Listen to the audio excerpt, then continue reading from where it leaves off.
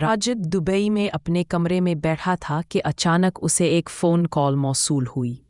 Call करने वाले ने बताया कि पाकिस्तान में उसके घर के बाहर फायरिंग हुई है। राजिब परेशान हो गया। उसके माँ बाप भी कमरे में मौजूद थे और सब फिक्र में पड़ गए। पाकिस्तान में राजिब का करीबी दोस्त शैज़ी फ़ौरन उसके घर पहुंचा। घर के बाहर गेट पर गोलियों के निशान थे। पड़ोसी लोग खौफ में थे, लेकिन किसी को कुछ पता नहीं था कि ये किसने क्या। शैज़ी ने पूरे घर का जायज़ा लिया।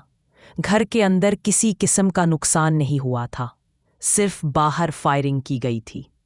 उसे अंदाज़ा हुआ कि शायद किसी ने सिर्फ धमकाने के लिए ये सब किया है।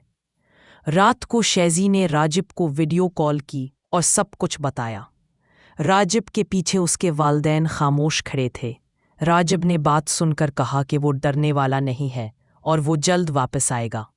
अगले दिन शैज़ी ने पुलिस स्टेशन जाकर रिपोर्ट दर्ज करवाई। राजिब वीडियो कॉल पर सारी बातें सुनता रहा। उसने कहा, अब खामोशी का वक्त नहीं है, सच सामने लाना होगा।